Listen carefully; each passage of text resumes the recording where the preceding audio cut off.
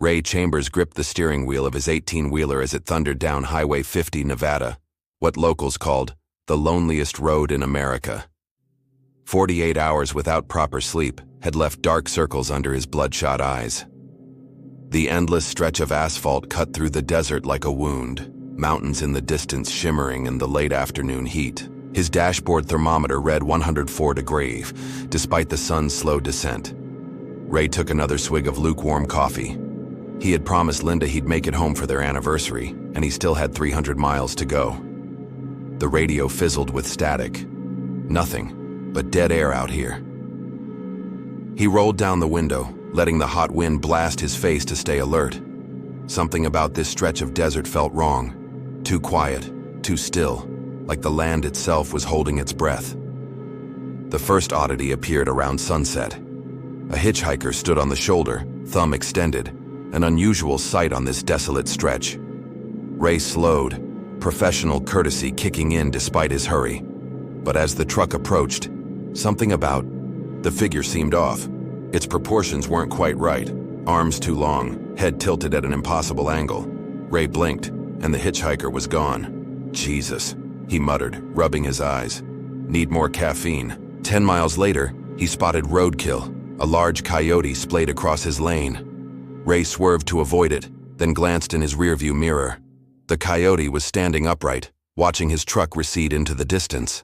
At the next rest stop, Ray splashed water on his face in the grimy bathroom. The fluorescent light flickered overhead, casting strange shadows. When he looked in the mirror, a gaunt face stared back, not quite his own. The reflection smiled before he did. Ray stumbled backward, knocking over his thermos. Outside, stars emerged in the purple twilight. As Ray climbed back into his cab, he noticed shallow scratches along the passenger door.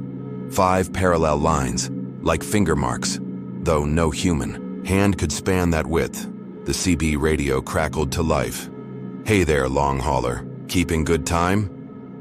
The voice sounded distant, distorted. "Who's this?" Ray asked, but only static answered. Miles rolled by.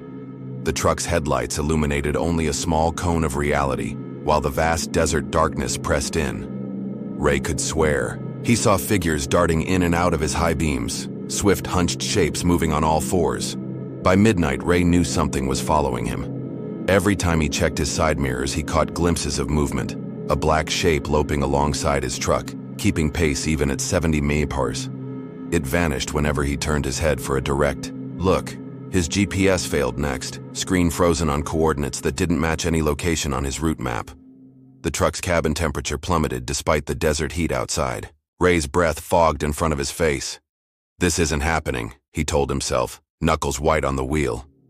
The CB radio burst to life again, this time with a chorus of voices overlapping. Men, women, children, all speaking too fast. Words, unintelligible except for occasional phrases. Shouldn't have stopped. Always hungry after dark. Never makes it through. Ray punched the radio off. His headlights flickered, dimming momentarily before returning to full strength. In that brief darkness, something massive had appeared on the road ahead, a misshapen silhouette that seemed to absorb the surrounding night. When the lights stabilized, the road was empty again. A thumping started from the trailer behind him, at first rhythmic like cargo shifting, then deliberate, something beating against the walls. Ray increased his speed, the engine protesting as he pushed past 80. His phone buzzed with a text from Linda. "Where are you? Getting worried." As he reached for it, a hand pressed against his passenger window. Withered gray skin stretched over elongated bones, fingertips ending in yellow claws. It dragged downward, leaving smears on the glass. Ray swerved hard, nearly sending the truck off the road. When he recovered, dozens of coyotes stood in formation across the highway, their eyes reflecting his headlights in crimson pinpoints. He blasted the horn, but they didn't scatter. As he barreled toward them, their jaws opened in unison, too wide, revealing rows of teeth no coyote should possess. He plowed through, feeling thumps beneath his wheels, but his side mirror showed. Empty road behind him, no bodies, no evidence of impact. The GPS screen flashed back to life, displaying a single message: turn back. Sweat poured down Ray's face as he realized he'd been seeing the same mile marker repeatedly for the past hour. He wasn't making progress at all. Something heavy landed on the truck's roof with a resounding thud. Claws scraped along the metal as it moved toward the windshield. Ray stepped harder on the accelerator, the engine screaming in protest as the needle pushed past 90. The scratching paused, then continued, methodical and patient. A gas station appeared ahead, a dilapidated oasis of yellow light in the consuming darkness. Ray pulled in, brakes squealing. The roof was empty when he dared to look up. The station appeared abandoned, its single pump antiquated, price display frozen at impossibly low numbers. A bell chimed as Ray pushed open the convenience store door, but nobody came to greet him. "Hello?" His voice echoed through empty aisles. Ancient, dusty products lined the shelves, brands he didn't recognize, packaging styles decades out of date. Behind the counter, a television played static. Ray reached to turn it off, but the snowy screen resolved into an image. His truck on. This very forecourt, filmed from above. As he watched, a figure climbed out of the cab, himself, moving with jerky motions, entering the store. The bell chimed again. Ray turned to see himself standing in the doorway, clothes dirty, eyes empty, black pits and a face caked with dried blood. "You shouldn't have stopped," his doppelganger said in the same distorted voice from the CB radio. Ray backed away, knocking over a rack of yellowed newspapers. The dates caught his eye, all from 1973. Headlines describing a missing truck driver, last seen on Highway 50. The thing wearing his face smiled, teeth too numerous and sharp. 50 years we've waited for another driver. The desert gets so hungry." Ray bolted for the back of the store, finding a door leading outside. The night had transformed, the mountains now impossibly close, silhouetted against a sky with too many stars arranged in unfamiliar patterns. The gas station lot was filled with abandoned vehicles, dozens of trucks from different eras, all covered in dust and desert grime. Scratched into the dirt between the vehicles was a massive pattern, visible only from above. A spiral drawing, the eye inward to its center, where Ray now stood. From all around came the sound of doors opening as figures emerged from the trucks, withered, desiccated things that had once been human. They moved toward him, with the patience of the eternal desert, their footsteps raising no dust. 3 weeks later, another trucker pulled into the abandoned gas station, lured by desperation and an empty fuel gauge. He found a logbook in the dusty store, its final entry in fresh ink. "My name is Ray Chambers. If you're reading this, you've already made the same mistake I did. The desert doesn't just kill, it collects. Every 50 years, it opens a door for new souls. We remain conscious as we wither, as our humanity dries up like everything else out here. I can feel myself changing already. My skin cracks like the desert floor. My thirst is unquenchable. Soon I'll join the others who roam this stretch of highway after dark. If you found this, it's already too late for you. The desert has chosen. But please, when Linda comes looking for me, don't let her stop. Don't let her become one of us." The trucker dropped the logbook, hands trembling. Outside, the sun was setting, painting the desert in blood red. And in the gathering darkness, something scratched at his truck door.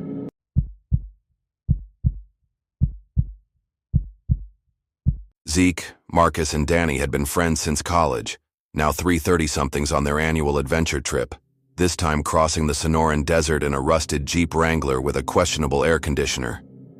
Zeke, the self-appointed navigator, had insisted they take what he called a scenic detour off Route 86 in Arizona. 4 hours later, they were hopelessly lost. "Some shortcut," Danny said, wiping sweat from her forehead. The GPS had stopped working an hour ago, and cell service had disappeared shortly after. The sun hung heavy in the western sky, a bloated red orb promising night soon. Cold desert darkness with no landmarks in sight. "We should have seen the highway by now," Marcus muttered from behind the wheel, eyeing the fuel gauge hovering just above empty. Around them, the landscape appeared unnervingly uniform. Saguaro cacti standing like silent sentinels, rock formations that seemed to repeat themselves no matter how far they drove. A raven circled overhead, its shadow passing over them again and again. None of them mentioned the strange rock formation they'd passed 3 times despite driving in what they swore was a straight line. "Stop the car!" Danny suddenly shouted. Marcus slammed on the brakes, dust billowing around them. "What? What is it?" Zeke asked, jerking awake in the back seat. Danny pointed to a wooden structure about 50 yards off the dirt road, a small cabin. That seemed staggeringly out of place in the barren landscape. No vehicles, no power lines, no signs of how anyone could survive out here. "Was that there before?" Marcus asked, voice uncertain. "Let's check it out," Zeke suggested. "Maybe they have a phone or at least can tell us which way to go." As they approached on foot, the cabin seemed to shimmer slightly in the heat waves rising from the ground. A wind chime made of bleached animal bones clattered on the porch. The door hung ajar. "Hello?" Marcus called out. No answer came except the hollow moan of wind. Inside, they found a single room layered with dust. A table held crude maps drawn on animal hide, constellations marked in patterns none of them recognized. In the center of the floor, a spiral had been etched into the hard-packed earth, similar to ancient petroglyphs they'd seen in tourism brochures. "Guys, check this out," Zeke said, examining faded photographs pinned to one wall. The images showed 3 people, 2 men and a woman, standing beside a car that looked like it was from the 1970s. "These people look kind of like us." Before anyone could respond, a sound came from outside, the crack of a rifle shot echoing across the desert. They rushed outside to find their Jeep's tires flattened, sinking into the sand. No shooter was visible in any direction. The sun touched the horizon, darkness approaching fast. "What the hell?" Marcus circled the vehicle in disbelief. Who would do this? As if in answer, they heard laughter, distant, carried on the wind, from all directions at once. When they returned to the cabin for shelter, it was gone, nothing but empty desert where it had stood minutes before. Night fell with alarming swiftness. The temperature plummeted as stars emerged in impossible numbers, constellations warped and wrong.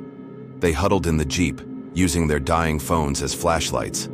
"Someone's messing with us," Marcus insisted, though his voice trembled. "Has to be." Zeke was examining the map again. "Guys, I think we've been driving in a spiral pattern. Look at this GPS trail before it cut out." Danny's flashlight beam caught movement outside, a figure watching them from atop a nearby rock formation. When she aimed the light directly at it, it didn't retreat or hide, it waved. "Hey!" she called out. "We need help!" The figure descended with inhuman grace, seeming to flow down the rock face rather than climb.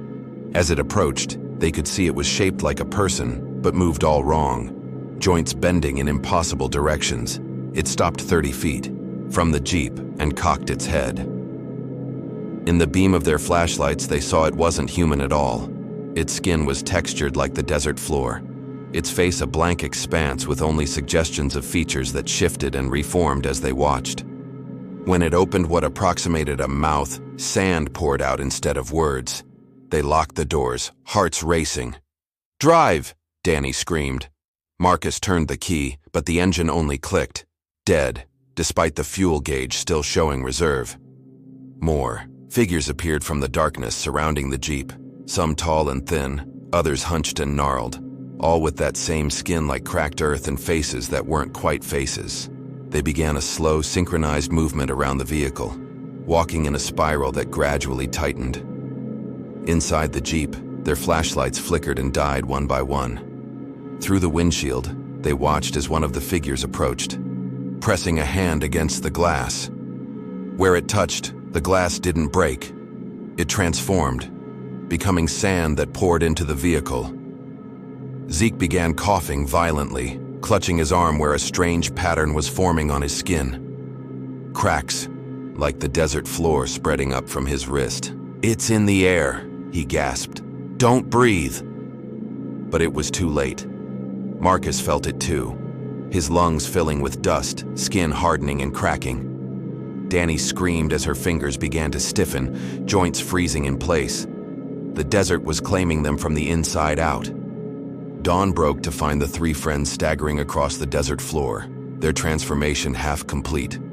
Their skin had taken on the texture of sun-baked clay, eyes receding into darkened sockets. They could communicate only in rasping whispers, throats filled with sand.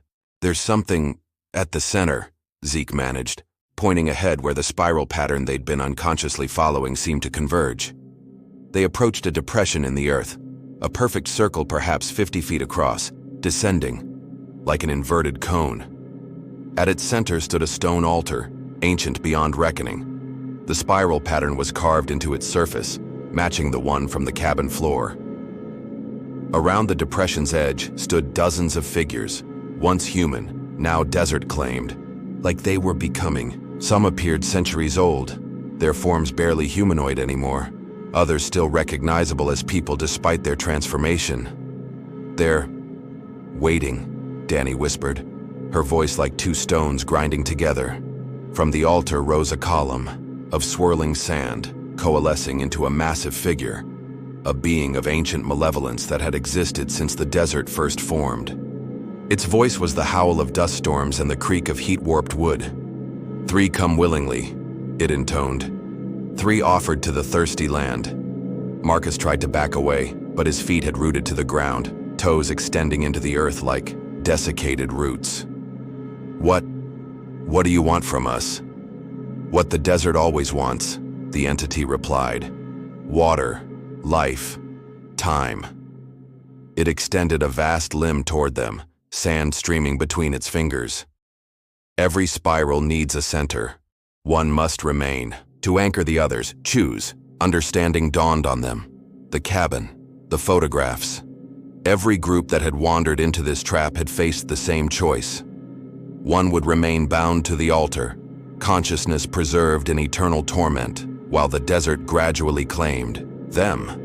The others would join the watchers at the edge, neither fully alive nor dead, bound to this place until the next travelers arrived. "No," Zeke said, struggling against his transforming body. "We won't choose."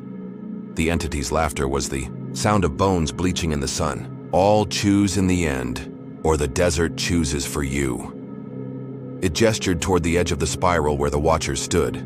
Among them, Zeke spotted the three people from the cabin photographs, still recognizable despite their partial transformation. Eyes pleading, with horror, he realized they weren't just similar to his group. They were them, caught in a loop of time that had already played out countless times before. A week later, a park ranger found an abandoned Jeep Wrangler 50 miles from any marked road. The vehicle was in perfect condition despite a fine layer of dust covering every surface. Inside, a camera contained photos of three friends at the outset of their journey, Zeke, Marcus, and Danny, smiling and unaware. The ranger brought the vehicle back to the station, where it sat in the impound lot awaiting claim. On the third night, security cameras captured strange footage. Three figures approaching the Jeep under moonlight, their movements stiff and unnatural.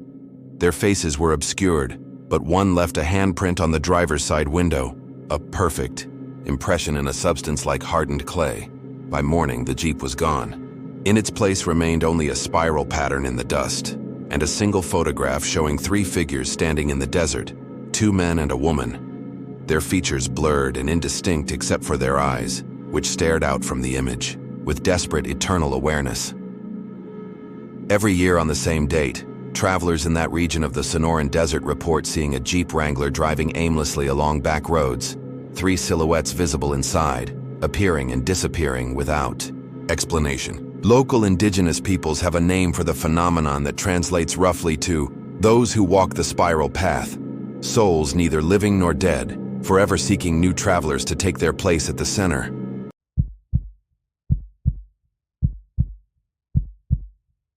Michael Reeves checked his watch again, 6:42 p.m. The sun was sinking fast behind the jagged mountains to the west, painting the Nevada desert in deepening shades of crimson and purple. His sister's wedding was tomorrow morning in Vegas, and he was still 4 hours out with a quarter tank of gas. Taking this shortcut through Death Valley had been a mistake. His sedan wasn't built for these rough back roads, and the GPS kept recalculating, each time adding minutes rather than saving them. Cell service had disappeared 2 hours ago. A wooden sign, weathered and bullet-riddled, marked the turnoff. Salvation Pass, 21 miles. The name struck Michael as oddly hopeful for such a desolate place. He turned onto the dirt road, dust billowing behind him. The pass would cut through the mountains rather than around them, potentially saving an hour, time he desperately needed. As twilight deepened, an uneasy feeling settled in his stomach. Nothing moved in the vast emptiness outside. His windows, except his own elongated shadow, stretching ahead of him like a portent. The radio, which had been playing static for the last hour, suddenly cleared. An old-fashioned voice crackled through the speakers. Travelers are advised to avoid Salvation Pass after nightfall due to ongoing maintenance. The message cut off, replaced by the opening notes of an unfamiliar song, something that might have been popular decades ago. Michael frowned, reaching to change the station, but every frequency played the same music. When he tried to turn it off, the volume instead increased, filling the car with distorted big band sounds. The road began to climb, switchbacks carrying him higher into the mountains. His headlights swept across rough rock walls on one side and sheer drops on the other. No guardrails protected the narrow track, barely wide enough for a single vehicle. At a particularly sharp turn, Michael slammed on his brakes. A figure stood in the middle of the road, an old man in dusty clothes that seemed at least 30 years out of style, holding up his hand in a stopping gesture. Michael rolled down his window. "Everything okay?" The old man approached slowly, limping. In the headlights, his face appeared deeply lined, skin like leather from years under the desert sun. He didn't speak until he was beside the car. "Turn back," he said simply, voice like gravel. "Cross in daylight or not at all." "I don't have time to wait until morning," Michael replied. "I have to get through tonight." The old man's expression didn't change. Others thought the same. He pointed ahead where the road disappeared around a bend. "It's a fool's choice." Before Michael could respond, a gust of wind swirled dust across the road. When it settled, the old man was gone. Michael stepped out of the car, looking in all directions, but saw no sign of him, no footprints leading away, no place he could have hidden in the barren landscape. Back in the car, the radio had gone silent. Michael continued driving, hands gripping the wheel more tightly than before. The pass narrowed as it climbed higher, the road deteriorating with each mile. Michael's car bottomed out repeatedly on rocks and ruts, the undercarriage scraping painfully. Full darkness had fallen, his headlights the only illumination. In a void of black, a sign appeared in the beams. "Salvation Pass Summit, elevation 4392 of primary population. Varies." The odd wording made Michael uneasy. As he passed the sign, his headlights flickered momentarily.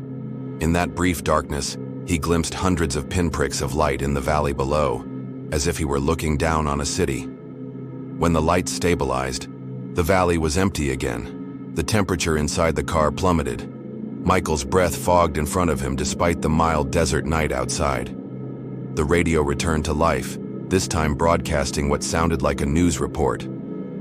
Fourth, disappearance this month along Salvation Pass has authorities baffled. Search teams report finding vehicles abandoned near the summit, with no sign of the drivers.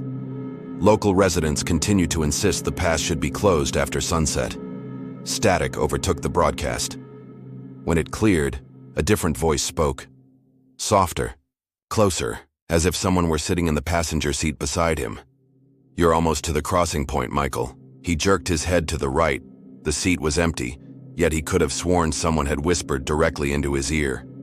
His car swerved dangerously close to the edge. Heart pounding, he corrected and continued forward. The summit appeared ahead, a flattened area where the road briefly widened before beginning its descent. As Michael's car reached this plateau, his headlights illuminated a scene that made no sense. Half a dozen vehicles parked haphazardly across the area, ranging from a Model T Ford to cars from the 50s, 70s, and 90s. All were covered in a thick layer of dust but otherwise appeared intact. No broken windows, no flat tires. More disturbing were the suitcases and personal belongings scattered around them, as if their owners had fled in a hurry. A child's teddy bear lay face down in the dirt. A briefcase gaped open, papers spilling out, undisturbed by wind. Michael stopped, engine idling. The rational part of his mind suggested this might be some kind of bizarre art installation or movie. Certain. But the deeper, primitive part that recognized danger was screaming at him to turn around. As he sat frozen with indecision, he noticed footprints in the dust. Dozens of sets, all leading to the far side of the summit, where a crude arch of stacked stones marked the beginning of the descent. None of the footprints returned. The radio cycled through voices now. Different people, different eras, all saying variations of the same message. Don't cross at night. Turn back while you still can. It's not the same road after dark. What waits on the other side isn't what you think. Michael reached for his phone, desperate for connection, but the screen remained dark. Battery drained, though he'd charged it fully before the trip. The car's digital clock flashed 12Y repeatedly, then went blank. A sound caught his attention. A low hum, growing steadily louder, seeming to emanate from the stone arch ahead. As he watched, the space within the arch began to shimmer, the air distorting like heat waves despite the cold. Michael had two choices: turn back and find somewhere to wait until dawn, or continue through the arch and whatever lay beyond. His sister's desperate voice echoed in his memory. "You have to be there, Michael. I can't do this without you." He put the car in gear and inched forward. As he approached the arch, his headlights began to strobe, each flash revealing something different through the stone gateway. First, the expected continuation of the mountain road, then a tunnel of swirling darkness, then what appeared to be the same road but under a sky filled with impossible stars and two moons. 20 feet from the arch, his engine died. The car rolled to a stop as every electronic component failed simultaneously. In the sudden silence, Michael could hear voices on the wind, whispers and pleas, some in languages he didn't recognize. A figure stepped through the arch into the headlight beams. The same old man from earlier, but somehow changed. His eyes reflected light like an animal's, and his shadow stretched and moved independently of his body. "Last chance," the old man said, voice clearer now. "Wait for dawn." "I can't," Michael replied, a tremor in his voice. "I have to get through tonight." The old man nodded sadly. "They all say that. Weddings, funerals, job interviews. Always somewhere to be that seems worth the risk." He gestured to the abandoned vehicles. "Judge for yourself if they made the right choice." "What happens if I cross?" Michael asked. "You reach the other side," the man replied. "Just not the one you're expecting. And if I turn back, you live. You explain your absence. Life continues." Michael's hands tightened on the steering wheel. "Who are you?" The old man's face shifted subtly, features becoming less defined. "I'm the caretaker. I warn those who listen. I guide those who don't." His form seemed to waver, becoming translucent. "Once I was like you, in a hurry, unwilling to wait. Now I am the crossing." As if responding to his words, the arch began to glow with a pale blue light. The humming intensified, vibrating through Michael's body. Through the gateway, he could now see what looked like the Las Vegas Strip. Buildings and lights impossibly visible, though he was still hours away. "It's showing you what you want to see," the caretaker warned. "The crossing knows your destination. It offers a perfect shortcut." "Is it real?" Michael asked. "Oh, it's real. But distances traveled too easily have their price." The caretaker approached, placing a hand on the hood of the car. "Those who cross at night arrive where they intend, exactly on time, no matter the distance. But what arrives isn't exactly what departed." The caretaker's hand passed through the solid metal as he spoke, confirming Michael's growing suspicion that the man was not entirely corporeal. "What does that mean?" Michael's voice was barely a whisper now. "It means you'll attend your sister's wedding. You'll smile in photographs. You'll dance and eat cake. No one will notice anything amiss, at first." The caretaker's eyes grew sad. "But pieces of you will have been left behind in the crossing, the important pieces." Through the arch, Michael could now see the chapel where his sister would be married, impossibly clear and detailed. He could cross and be there in seconds instead of hours. "Choose now," the caretaker said, stepping back toward the arch. "Dawn comes in 9 hours. The crossing remains open always." At 8:37 the next morning, Michael Reeves arrived at the Little White Chapel on Las Vegas Boulevard, precisely on time for his sister's wedding. His suit was immaculate, his smile perfect as he walked her down the aisle in their father's absence. "I was so worried you wouldn't make it," she whispered. "I wouldn't miss it," he replied, his voice exactly as she remembered it. "I found a shortcut." The ceremony proceeded flawlessly. Michael's toast brought tears to every eye. He danced with. The bridesmaids laughed at the best man's jokes and took hundreds of photos, smiling in each one. Only his sister noticed the subtle wrongness, how his smile never quite reached his eyes, how his laughter sounded rehearsed, how his skin felt too cool when they embraced. When she asked if he was feeling well, he assured her everything was perfect. As the reception ended, she watched him walk to his car, the same sedan he'd driven for years, now mysteriously free of the desert dust that should have covered it after such a journey. He waved goodbye, his movements smooth and precise. Too precise. 6 months later, she received a letter with no return address. Inside was a faded photograph showing a plateau high in a mountain pass. Among several abandoned vehicles was her brother's sedan, barely visible under a layer of dust. Scrawled on the back in handwriting almost, but not quite, like Michael's. "Some shortcuts aren't worth taking. If someone you love arrives too perfectly on time, look closely. What crosses at night leaves the best parts behind." Meanwhile, in Salvation Pass, as happens every night, the caretaker stands by the ancient stone arch, waiting for headlights to appear on the darkened road. Sometimes, when the wind is right, visitors can hear voices carried from miles away. Perfect imitations of loved ones calling travelers onward, urging them not to stop, not to wait for dawn. And sometimes, among the abandoned vehicles at the summit, a figure that looks almost like Michael Reeves walks from car to car, inspecting the personal items left behind, searching for pieces of himself that can never be recovered.